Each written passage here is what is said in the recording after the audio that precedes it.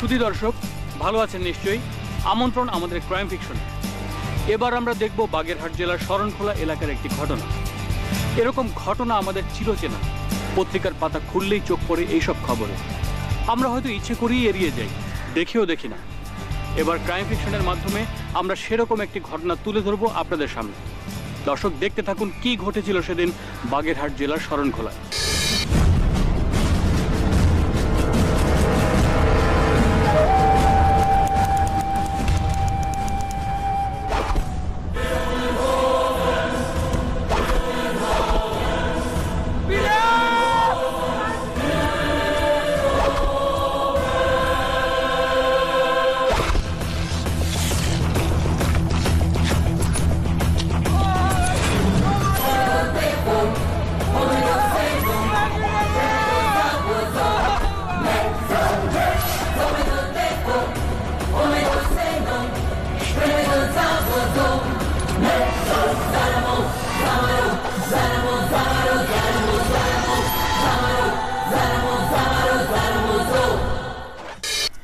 22 November 2007 Bagerhat জেলার শরণখোলা থানার বাদাল গ্রামের এক স্কুল ছাত্রী বীণা রানী, পিতা সুধীর পেশায় কাঠমিস্ত্রি। ঘটনার দিন সকালে পেশাগত কাজে বের হতেই বাড়ির পাশে একটি গাছে বীণার ঝুলন্ত লাশ থেকে থমকে ওঠে সুধীর। সুধীরের চিৎকারে ছুটে আসে বীণার মা শোভা রানী, বোন মনীষা রানী এবং প্রতিবেশীরা। ঘটনাস্থল থেকে খবর দেওয়া হয় থানায়। দর্শক, দেখতে থাকুন এরপর কি হয়।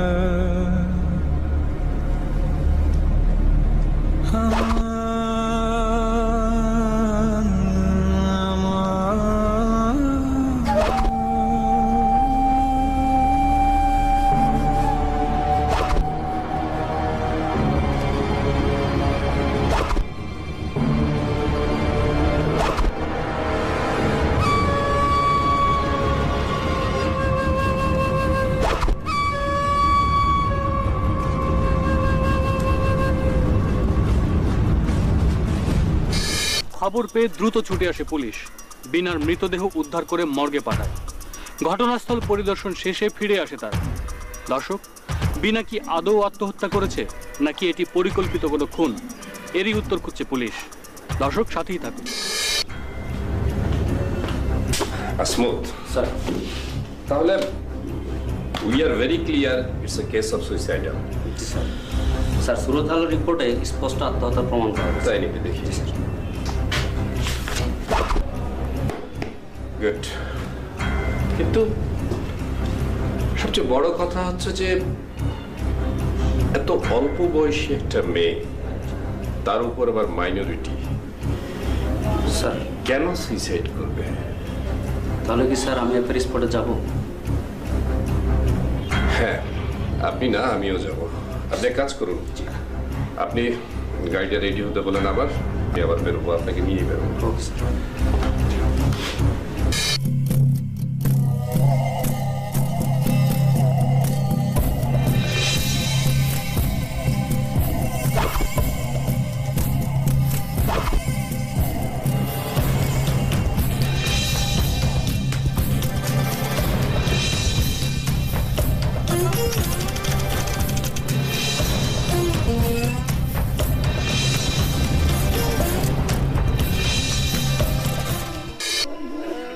আমার মুখটা যে অশান্ত হয়ে গেছে গো। থামো থামো, ওই যে থানা থেকে বড় বাবু আসছে। থামো থামো।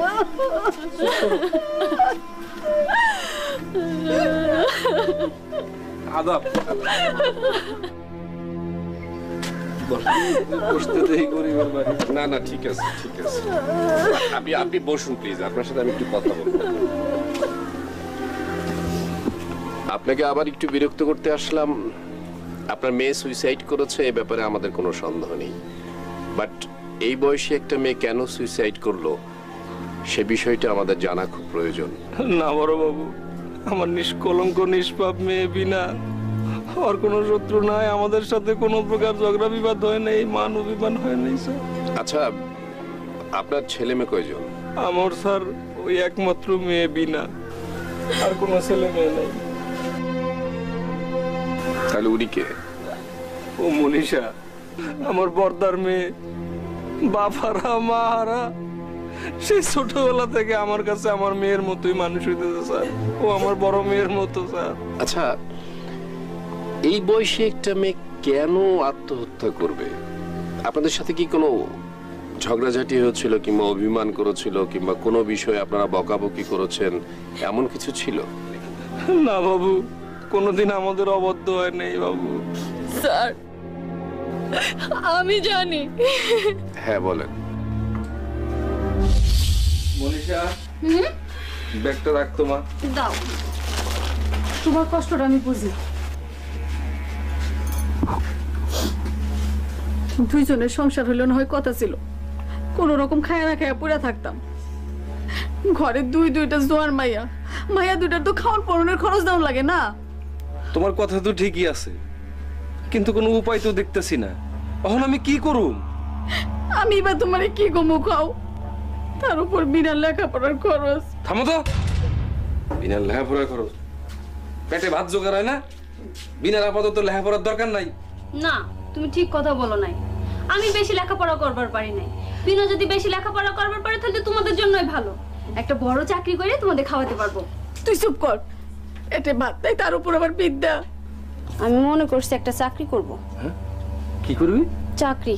চাকরি? তুই কি চাকরি করবি? তোর যে বিদ্যার জোর, তোরে কেডায় চাকরি দিব রে মা? আমি একটা চাকরির খোঁজ পাইছি এনজিওতে, কয়েকদিনের ভিতরেই জানাবে। কস কি মা? সত্য? দেখ না মা, তোর চাকরিটা হয়নি। যদি তোর চাকরিটা হয়ে যায় তাহলে আমরা সবাই পাইছে যাবো। এর জন্যই চেষ্টা করতেছি। কর মা, চেষ্টা কর, মন দিয়ে চেষ্টা কর। দেখিস ভগবান ঠিকই আমাগো মুখের দিকে তাকে। এই যে সিডুরের তাণ্ডব থেকে আমগো যিনি বাঁচাইছেন, আমগো না খেয়ে মারবো না। আমার মনে করতেছে চাকরিটা ঠিকই পাওয়া যাবে। হ্যাঁ গো, তুমি কি বসে থাকবা না মায়ের আশীর্বাদ করবা? অবশ্যই, এই প্রণাম কর। অবশ্যই, আমার অন্তর থেকে তোর আমি আশীর্বাদ করি মা। ভগবান যা তোর কৃপা করে। বাবা, তুমি দিদির আশীর্বাদ করবা, আমারে করবা না? কে কইছে তোর আশীর্বাদ করবো না? তোর দিদিরে তো আশীর্বাদ করতেছে, তোর দিদির একটা চাকরি হয়ে লেগে। দিদি তুমি চাকরি করবা? আরে মা, দেখছ না আমাদের সংসারের কি অবস্থা? তোর দিদি চাকরি না করলে আমরা তো চলতে পারতাছি না। তাহলে আমিও চাকরি করবো দিদির লগে। তোমার চাকরি করবার দরকার নেই, তুমি লেখাপড়া করো। যত বড় লেখাপড়া করবা তত বড় চাকরি হবে। আমি তো ছোট চাকরির জন্য চেষ্টা করছি। মাস্টার মশাই, আরে সুধীর, কেমন আছো তুমি? আর গরিবের ভালো থাকা হেড বাবু, সিডোরের পর থেকে অভাব আর অভাব। তোমার জন্য একটা সুখবর আছে। আগে কি সুখবর হেড বাবু? তোমার মেয়ে বিনা রানী, ও নাকি পড়ালেখায় খুব ভালো করছে। ক্লাসের শিক্ষকরা বলেছে ও পড়ালেখায় খুব মনোযোগী। তোমার দারিদ্রতার কারণে ওর পড়ালেখা যেন বন্ধ না হয়ে যায়। হেড বাবু, বন্ধ করতে চাইছিলাম। মনীষা বলে সে নাকি চাকরি করে হলেও বিনার পড়ালেখা চালায়া যাবে। খুব ভালো কথাই বলেছে মনীষা। আর তুমিও দেখো ওর পড়ালেখা কোনো অবস্থাতেই যেন বন্ধ না হয়। মা, মা, মা, ও মা, মা, তোমার এত খুশি খুশি দেখাইতেছো কেন দিদি? কি রে, কি হয়েছে? কি রে, প্রণাম করিস কেন? আমার একটা চাকরি হয়েছে। ও মা, আজ আমি কার মুখ দেখে উঠলাম? ভগবান এতদিনে আমাদের দিকে মুখ তুলে তাকাইছে। তা কি চাকরি? কোন জায়গায় চাকরি? রায়েন্দা বাজার কদমতলিতে, ও, একটা এনজিওতে। কিন্তু দিদি, এইখান থেকে তো 10 কিলোমিটার পথ দূর, তুমি অত দূরে চাকরি করবা কেমনে? শোন, অফিসের বাসা আমি একটা বাসা ভাড়া নিয়ে নেব। তুমি একলা থাকবা? ভয় করবে না?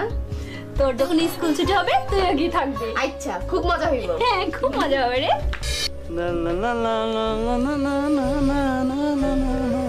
রাজু, আমি বেটা কলেজ পাস করে নিলাম আর তুই কেবলমাত্র ট্রেনে উঠলি। হ্যাঁ, কি করবো, আমার পড়তে ভাল লাগে না। কস কি? হে তালুকদারের বেটা তুই, হে তোর বাপের কি বেটা টাকা পয়সার অভাব আছে নাকি? হ্যাঁ, তোর বাপে তো তোর মেলা দূর পর্যন্ত পড়াইতে পারে। হ্যাঁ, আমার বাপের টাকা আছে, ইচ্ছে করলে আমার বাপই পড়ুক, আমার পড়তে ভাল লাগে না, আমি কি করবো? তোমার ভাল লাগে না? তোমার তাহলে কি করতে ভালো লাগে? হ্যাঁ, কি করছ, বয়স হচ্ছে না। ও বুঝছি বুঝছি, বিয়ে শাদী করতে মন চাইতেছে নাকি? হ্যাঁ, আরে দূর বেটা, এখন কি বিয়ে শাদীর বয়স হচ্ছে? এখন বয়স হচ্ছে আমোদ ফুর্তি করার। নারী হয় লজ্জাতে লাল, নারী হয় লজ্জাতে লাল, নারী হয় লজ্জাতে লাল, ফাল্গুনে লাল শিমুল বোর, একটু রঙে রঙিন হইল বাউল মোর মন রে, একটু রঙে রঙিন হইল বাউল মোর, একটু রঙে রঙিন হইল বাউল। Coming soon. জিগা বাড়ি কই, থাকে কই? এক্সকিউজ মি আপু, বলো। আপনি কোন জায়গার ভাইয়া? তোমাকে বলবো কেন? আমাকে বলবেন কেন মানে? আমাকে গ্রামে আছেন, আমগুলো কইবেন না তা কারে কইবেন? আমি মনীষা রানী, একটা এনজিওতে চাকরি করি। ও, আপনি তাহলে হিন্দু? তা তুমি কে? আমি মুসলমান। আমার নাম রাজু, আমার বাপের নাম জাফর তালুকদার। অবশ্য মজা করে অনেকে মির জাফরও বলে। হ্যাঁ, তিনাকে আমি চিনি, তিনি তো এই গ্রামের জোরদার। জোরদার মানে কি? এই যে যত জায়গা জমি দেখতেছেন না, সব হলো রাজুর দাদার আমলের তালুকদারের মধ্যে ছিল। দোস্ত, লজ্জা লাগে। তা তুমি কি করো? আমি তো ভকেশনালে পড়ি। ভালো, খুব ভালো, মন দিয়ে লেখাপড়া করো, ঠিক আছে? আসি।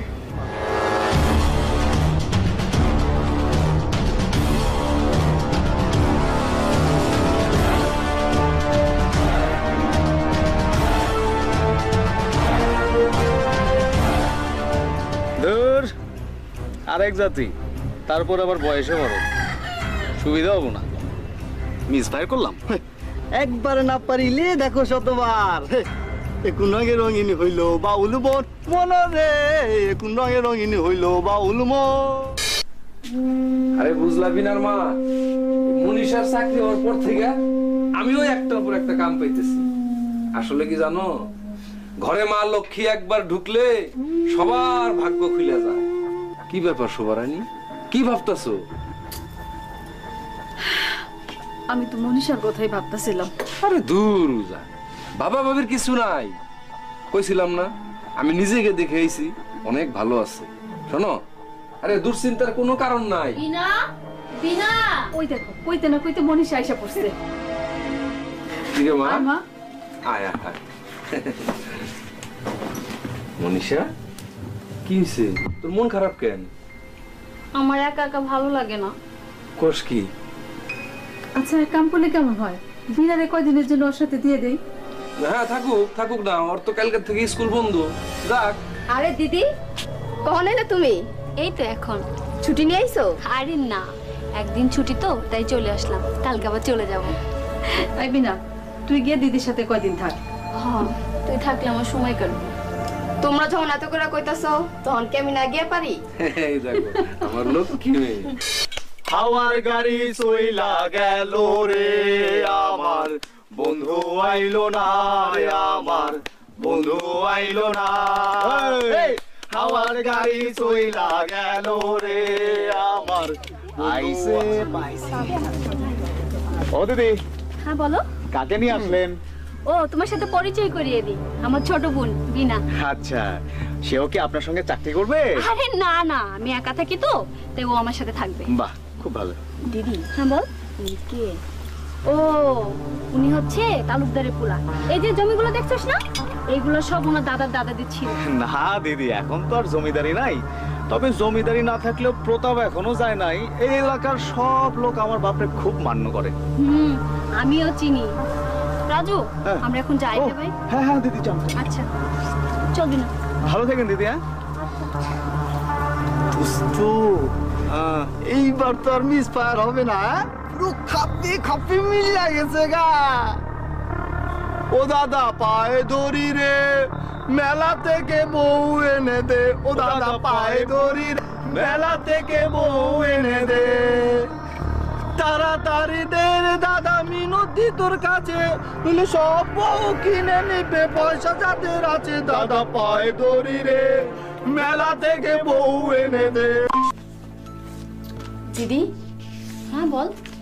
তালুকদার বাড়ির রাজু, হ্যাঁ পোলাটা কেমন? আমার তো মনে হয় ভালোই, বাপের প্রতাপ আছে, অনেকে তাকে চেনেও, আবার কেউ কেউ ভয়ও পায়। এই মনের মধ্যে কার কে আছে এটা তো আর বলা যায় না। তা ঠিক। তা তুই হঠাৎ করে রাজুর কথা জিজ্ঞালি কেন? এমনি। আচ্ছা ঠিক আছে, চল আর পড়তে হবে না, চল আমরা ঘুমাই। বিনার বাবা কি ঘুমায় পড়ছো? না, কিছু কইবা? হ, কও। আজ কেন জানি আমার মনটা অনেক পোড়াইতাছে। চিন্তা করো না, ভগবানের কাছে প্রার্থনা করো, ভগবান যেন আমাদের কৃপা করে, আমাদের মায়ের দুটারও যাতে রক্ষা করে। তুমি যে কি কও, আমি তো সকাল বিকাল আমার মায়া দুটোর জন্য ঠাকুরের কাছে প্রার্থনা করি, ঠাকুর যেন আমার মায়া দুটোরে ভালো রাখে। তা জানি। বিনার মা, ওই রাস্তায় হেডমাস্টার সাহেবের লগে দেখা হয়েছিল। উনি কইল বিনা যদি নিয়মিত ক্লাস না করে তাহলে কিন্তু সামনে পরীক্ষায় ফলাফল ভালো করতে পারবো না। হ, এই ব্যাপারটা কিন্তু আমিও ভাবছি বিনার বাপ। আচ্ছা বিনার বাপ, বিনা যদি এবার আসে তাহলে তার পরের সপ্তাহে যাইতে দেওয়ার দরকার নাই, যদি লাগে তাহলে পরে আবার পাঠানো যাবো, কি কও? হ্যাঁ, তুমি ঠিকই কইছো, আমিও তাই ভাবতেছি। ভগবান তুমি দীনবন্ধু।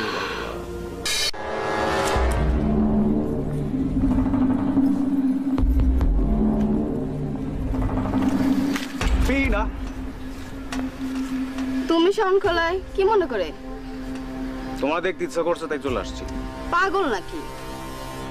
মানে তুমি হঠাৎ করে শরণখোলায় চলে আসলা, তোমার আমার দেখতে ইচ্ছা করলো, আমার মাথা মাথাও কেমন উল্টাপাল্টা খাইলো, সেজন্য আমি পাগলের মতো ছুটে চলে আসছি। আবার পাগলের মতো নিজের বাড়ি যাও।